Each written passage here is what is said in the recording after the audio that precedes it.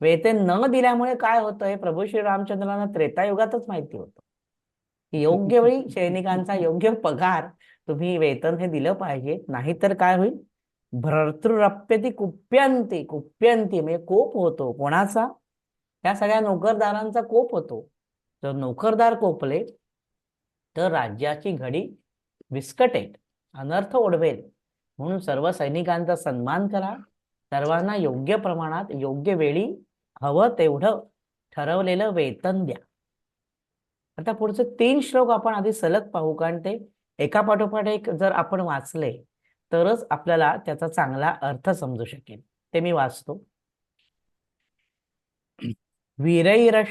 वीरैरध्युषितां पूर्वम् अस्माकं तातपूर्वकैः सत्यनामा दृढद्वारा हस्त्यश्वरथ संकुलां ब्राह्मणैः क्षत्रियैर्वैश्यैः स्वकर्मनिरतैः तदा जितेन्द्रियैर्महोत्साहैर्वृत्ताम् आर्यैः सहस्रशः प्रासादैर्विविधाकारैः वृत्ता वैद्यजनाकुलां कच्चित् समुदितां स्फीताम् अयोध्यां परिरक्षसे. या श्लोकांचा अर्थ पाहू. पुन्हा एकदा इथे संबोधन आलेलं, हे तात, हे भरता. मी आता मगाशी म्हटल्याप्रमाणे ते म्हणतायत की अयोध्या ही आपल्या वीर पूर्वजांची कर्मभूमी आहे, निवासभूमी आहे. तसे तिचे नाव, तसेच तिचे गुण. अयोध्या युद्ध धातू मूळ आहे त्याच्यामध्ये. अयोध्या, जी कधीही युद्धात जिंकली गेली नाही, जिच्यावर कधी युद्ध झालं नाही, अशी अयोध्या, म्हणून त्याचं नाव असं सार्थ आहे. साकेत हेही दुसरं नाव आहे अयोध्येचं. तर ह्या अयोध्या का अशी की जी कधीही जिंकली गेली नाही? तर तिचे दरवाजे सर्व बाजूनी सुदृढ आहेत. म्हणजे अत्यंत सुंदर तटबंदी होती त्या काळी त्रेतायुगात रामांच्या, प्रभू श्री रामचंद्रांच्या अयोध्या नगरीच्या सभोवार. हे म्हणजे आपल्याला इतिहासच आहे हा, आपल्याला ह्याच्यातनच समजू शकतो नक्की कशी होती. तर सर्व बाजूंनी दरवाजे होते, सुदृढ होते, प्रचंड मोठी तटबंदी होती, हत्ती घोडे आणि रथांनी परिपूर्ण होती अयोध्या नगरी. आपल्या कामात तत्पर राहणारे ब्राह्मण, क्षत्रिय आणि वैश्य हजारोंच्या संख्येने त्या अयोध्या नगरीत सदा निवास करत आहेत. त्यावेळी ते समजावत होते, म्हणजे अजूनही आहे. ब्राह्मण, क्षत्रिय, वैश्य, शूद्र चारही वर्णांचे लोक आपल्या अयोध्येत निवास करीत आहेत आणि ते सर्व लोक महान आहेत, उत्साही, जितेंद्रिय आणि श्रेष्ठ आहे. अयोध्यावासील प्रजाजन हे अतिशय श्रेष्ठ आहे. नाना प्रकारची राजभवने आणि मंदिरे अयोध्येची शोभा वाढवितात. ही नगरी बहुसंख्य विद्वानांनी भरलेली आहे. अशा अभ्युदयशील आणि समृद्ध शालिनी अयोध्या नगरीचे तुम्ही उत्तम प्रकारे रक्षण करा. पहिले अयोध्या नगरीचं वर्णन स्वतः प्रभू श्री रामचंद्रांच्या मुखातून आपण ऐकतोय. शरयू तीरावरी अयोध्या मनुनिर्मित नगरी, इतकं सुंदर वर्णन केलंय गीत रामायणात गदी माडगुळकरांनी.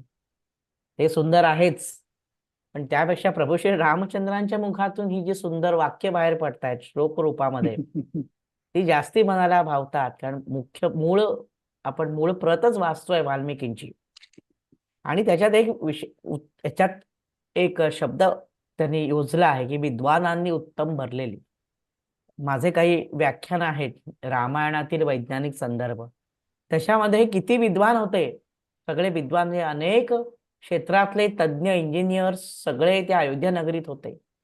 पुढे वेळ मिळाला आपण कधी तर समजा केली त्याच्यावर व्याख्यान मला, तर त्या संदर्भात सगळी माहिती आपल्याला इथे मिळेल.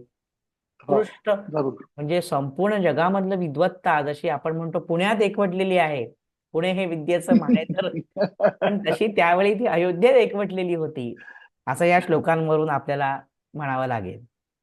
पुढे पुढचा श्लोक पाहू. कच्चित ते दयिता सर्वे कृषी गोरक्ष जीविनः वार्तायं संश्रितस्तास्त लोकोयम सुखमेधते. हे भरता कृषी आणि गोरक्षण म्हणजे गोरक्षणाचं महत्व प्रभू श्री रामचंद्रांनी जाणलेलं आहे. शेतीचं महत्व तर आहेच, कारण भारताने जगाला शेतीची देणगी दिलेली आहे. शेती कशी करावी हे आपल्या ऋग्वेदामध्ये आहे. माझ्या काही व्याख्यानामध्ये मी ते सगळे ऋग्वेदातल्या ऋचाच्या ऋचा म्हणून दाखवतो. शेती कशी करावी, तर कृषी आणि गोरक्षण यांच्याद्वारे जीवन निर्वाह करणारे वैश्य म्हणजे व्यापारी. वैश्य ही कुठलीही जातवाचक म्हणायचं नाही, व्यापार जे करतात ते वैश्य असतात. मग एखादा ब्राह्मण व्यापार करत असेल तर तो वैश्य असेल, एखादा शूद्र व्यापार करत असेल, क्षत्रिय व्यापार करत असेल तर तो वैश्य समजावा, कारण त्यांना काही नावं तर देणं आवश्यक आहे, म्हणून त्यांनी वैश्य म्हटलेलं आहे. हे वैश्य लोक तुमचे प्रीतिपात्र आहेत, म्हणजे तुमचं त्यांच्यावर आणि त्यांचं तुमच्या प्रेम आहे ना वैश्यांचं. कारण कृषी आणि व्यापार हे जर दोन्ही एकमेकांशी संलग्न असतील तर वैभव वाढेल, तर आपल्या अयोध्या नगरीचं आर्थिक वैभव वाढेल आणि समृद्धी येईल आणखीन आपल्या नगरीला. म्हणून विशेषतः व्यापारांवर तुम्ही लक्ष द्या. बरोबर आहे, जकातचा जो कर असतो त्यातनंच आपल्याला आपल्या राज्याच्या तिजोरीमध्ये पैसा येतो. तर ही जकात, कर आणि जो व्यापार उदीम, कारण आपला व्यापार हा अरब देशांशी फार फार पूर्वापार आहे, चालू आहे. जसं आपण म्हणतो शून्य ही संकल्पना ही आपल्याकडनं परदेशात गेली, ती अशी ह्या व्यापाराच्या माध्यमातून गेलेली आहे. त्यामुळे व्यापारावर जास्ती लक्ष द्या. पुढचा श्लोक पाहू. तेषां गुप्तिपरिहारैः कच्चित् ते भरणं कृतं रक्षा हि राज्ञा धर्मेण सर्वे विषयवासिनः. त्या वैश्यांना म्हणजे त्या व्यापाऱ्यांना इष्टाची प्राप्ती करून त्यांच्या अनिष्टाचं निवारण करून, म्हणजे व्यापाऱ्यांना सर्व सोयी सुविधा मिळत आहेत की नाही, त्यांच्यावर काही संकट तर ओढवलेलं नाही ना, या सगळ्याकडे तू लक्ष देतोयस की नाही, नीट त्यांचं भरण पोषण करतोस की नाही. कारण राजाने आपल्या राज्यात निवास करणाऱ्या सर्व लोकांचं धर्मशास्त्रानुसार पालन करणं गरजेचं आहे. रक्षा ही राज्ञा धर्मेण सर्वे विषयवासिना, या श्लोकाचं दुसरं चरण हेच सांगतं की सर्व लोकांचं धर्मानुसार पालन करणं हे अतिशय आवश्यक आहे आणि तसं पालन तू करतोयस ना. पुढचा श्लोक पाहू. कश्चित् स्त्रियः सान्त्वयसे कच्चित्तास्ते सुरक्षिताः कच्चिन्न श्रद्ध धास्यासाम कच्चित गुह्यन्न भाषसे. हा ही एक वेगळा, हे एक दुसरं मानसशास्त्र सांगताय प्रभू श्री रामचंद्र. तुम्ही आपल्या स्त्रियांना संतुष्ट ठेवताना, त्या काही बहुपत्नीत्वाची पद्धत होती, त्याच्यामुळे अनेक स्त्रिया असू शकत एखाद्या राजा. फक्त रामचंद्र असे होते की एक वचनी, एक पत्नी आणि एक वाणी असे होते. कितीही प्रलोभनं दाखवली साक्षात तरी त्यांची एकमेव होती ती म्हणजे सीतामाई. बाकी कोणाचा त्यांनी कधीही विचार केला नाही आणि सीतामाई तशीच होती. तर प्रश्न असा आहे, विचारतायत प्रभू श्री रामचंद्र की तुम्ही आपल्या स्त्रियांना संतुष्ट ठेवता, त्या तुमच्या राज्यात उत्तम प्रकारे सुरक्षित आहेत ना, तुम्ही त्यांच्यावर अधिक विश्वास तर ठेवित नाहीत ना, राजकारणातील गुह्य गोष्टी त्यांना सांगून टाकत नाही. हे कसे प्रश्न विचारलेत आणि कसं मानसशास्त्र आपल्याला इथे समजतं की पहिली गोष्ट म्हणजे स्त्रियांना संतुष्ट ठेवतात ना आणि ते सुरक्षित आहेत. ते स्त्रिया म्हणजे काही फक्त भरताच्या राण्या नव्हे, पूर्ण नगरवास तुमच्या अयोध्या नगरीत ज्या स्त्रिया आहेत त्या निर्भय आहेत ना, त्यांचा तुम्ही योग्य ती काळजी तुमच्याकडून घेतली जाते ना, त्यांना बाहेर पडायला भीती वाटत नाही ना, त्या सुरक्षित आहेत. आणि असं म्हणतात जनरली की स्त्रियांना गुह्य गोष्टी सांगू नयेत. स्त्रियांचा स्वभाव बोलका असल्यामुळे काही वेळेला त्या गोष्टी इकडे तिकडे पसरू शकतात. म्हणून अतिगुह्य गोष्टी राजकारणातल्या जास्ती करून स्त्रियांना सांगू नयेत, कारण स्त्री स्वभाव असतो तो. म्हणून पुढचा श्लोक अति महत्वाचा. अति, व्हेरी व्हेरी व्हेरी इम्पॉर्टंट. का ते सांगतो. कच्चित दर्शयसे नित्यम मनुष्याणां विभूषितम उत्थायोत्थाय पूर्वाण्ये राजपुत्र महापते. अर्थ ऐकूया. हे राजकुमारा, तुम्ही प्रतिदिन पूर्वाह्न काळात म्हणजे मध्यान्नाच्या आधी सकाळच्या वेळात प्रहरी वस्त्रभूषणाने विभूषित होऊन मुख्य राजमार्गावर जाऊन नगरवासी मनुष्यांना दर्शन देताना राजा कसा असावा की राजा हा जनतेत मिसळून जाणारा असा जनतेला तो आपलासा वाटला पाहिजे. सुंदर प्रकारची वस्त्र अलंकार परिधान करून सकाळच्या प्रहरी तू जातोस ना, नगरातनं फेरफटका मारतोस ना, तरच तुला समजेल की व्यवस्था व्यवस्थित चालू आहे की नाही सगळी. आणि नगरजनांनाही वाटेल की अरे हा राजा आपल्या द्वारावरून जातो, आपल्या नगरातून फेरफटका मारतो, खरंच राजाला आपली काळजी आहे आणि ते प्रजाजन तुझ्यावर पुत्रवत प्रेम करतील असं सांगतायत प्रभू श्री रामचंद्र. अशा प्रकारची वागणूक जर असेल राजाची तर तो राजा हा श्रेष्ठ ठरतो. म्हणजे माझ्या आठवणीत मला आता राजाचं नाव निश्चित सांगता येत नाही. बहुतेक अग्नी या शब्दापासून सुरू झालेलं ते राजाचं नाव आहे. हा रघुवंशातीलच राजा होता बरं का.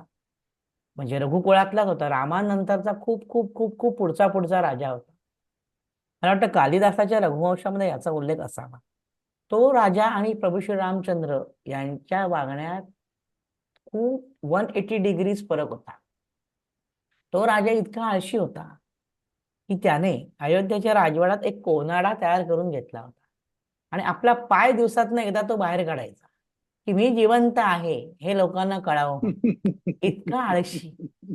तो कसला लोकांमध्ये मिसळणार, असं नाही करून चालत. म्हणून हे राजकुमारा, कच्चित दर्शयसे नित्यम मनुष्याणाम विभूषितम, इतका सोपा संस्कृत आहे. उत्थायोत्थाय पूर्वाह्णे राजपुत्र महापथे.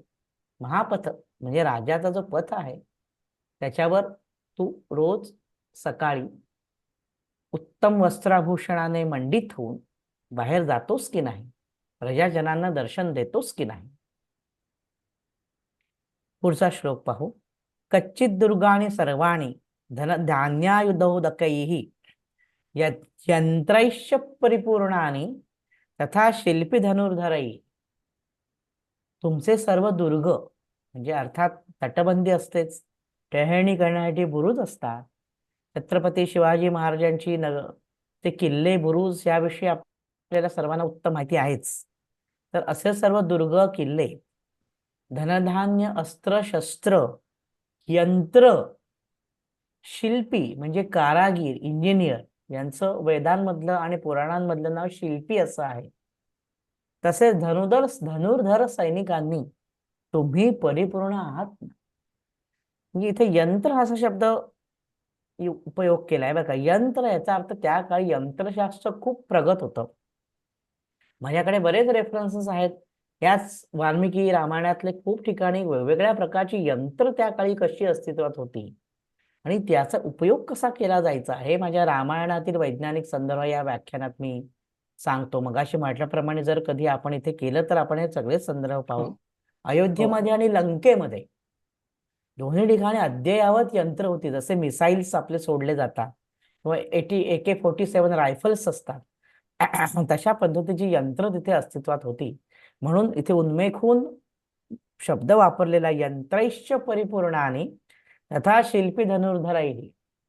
परिपूर्ण आहेस की नाही तू भरता, सगळं भान ठेव आणि राज्य कर. फक्त माझ्या पादुका घेऊन आसनावर स्थापन करू नकोस. तू ह्या सर्व गोष्टींकडे उत्तम लक्ष दे तर तू उत्तम राज्यकर्ता होशील. आयस्ते विपुला कच्चित कच्चित तल्पतरो व्ययः अपात्रेषु शूनते कच्चित कोश गच्छति राघव. हे रघुनंदन भरता, तुमची आयात आणि व्यय ह्याच्यामधला तोल तुम्ही सांभाळता आहात, बरोबर आहे ना. आपली निर्यात आणि आयात ही योग्य प्रमाणात असेल तरच आपल्याला फायदा होऊ शकतो.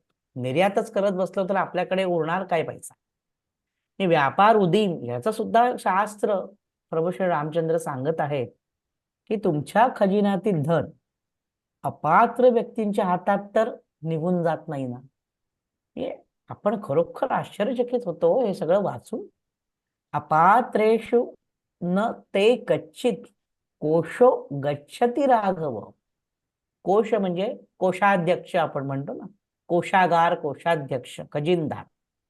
की तुमच्या खजिन्यातील कोशातील धन अपात्रेषु, अपात्र लोकांच्या हातात तर जात नाही ना. खजिन्याची चावी कोणाकडे द्यायची हे तुला व्यवस्थित कळलं आहे की नाही? तुझा खजिना कायम भरलेला राहू दे, त्यासाठी योग्य ती काळजी घेणं आवश्यक आहे.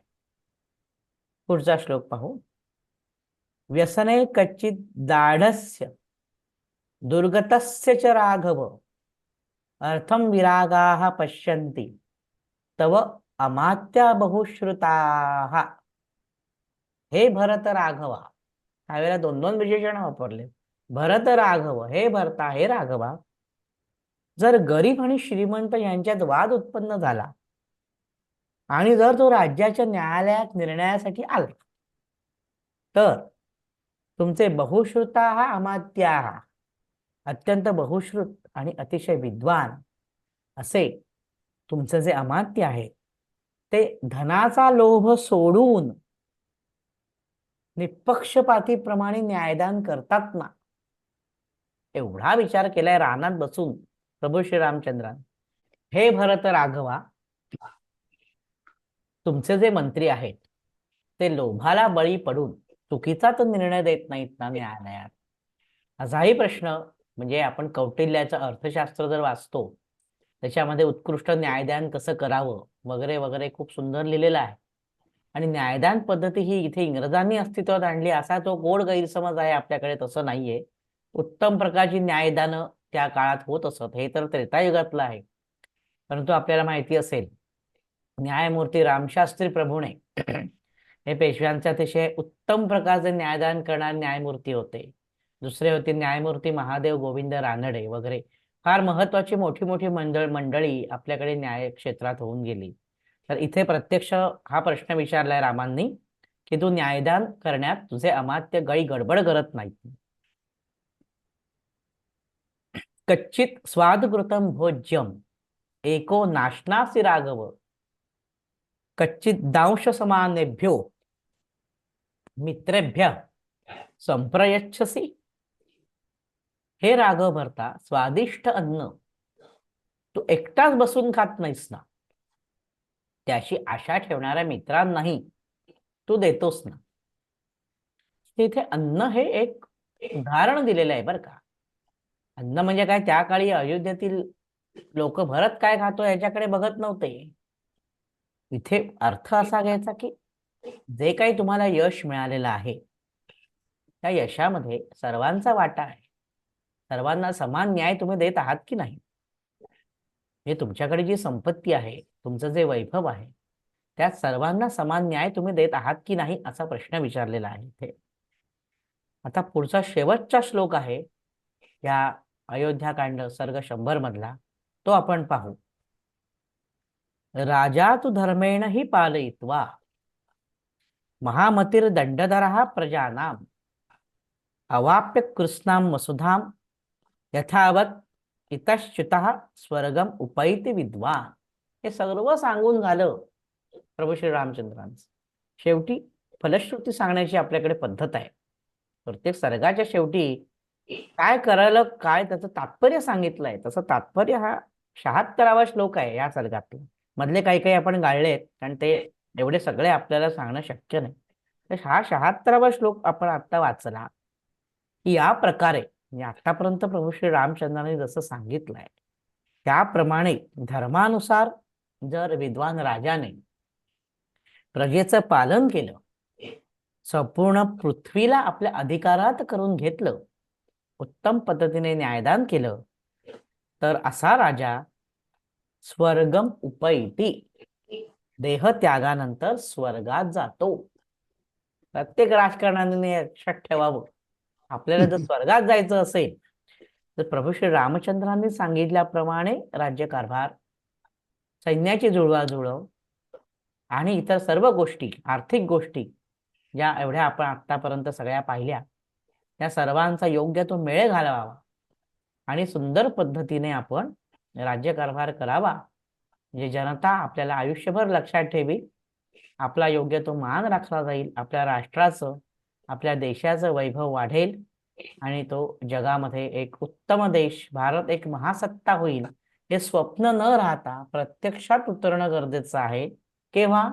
जर सर्व राज्यकर्त्यांनी या प्रभू श्री रामचंद्रांनी सांगितल्याप्रमाणे राज्य केलं तर एक ना एक दिवस हे निश्चित होईल, अशी प्रार्थना आपण श्री रामचंद्रांच्या चरणी करू आणि आजचा भाग आपण इथे संपवू. श्रीराम जय राम जय जय राम. श्रीराम जय राम.